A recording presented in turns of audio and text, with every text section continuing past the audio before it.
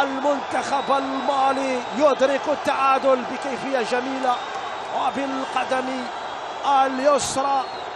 مصيدو حيدر المدافع الأيسر إذن يعدل النتيجة وسط فرحة طبعا الجماهير المالية الحاضرة هنا. الخطأ في الرقابة وعصام ماندي في محاولة لإخراج الكرة، ولكن التصويبة كانت أقوى من الجميع وهدف التعادل. تغيرت النتيجة مشاهدينا متابعينا في هذه اللحظات، صارت 1-1.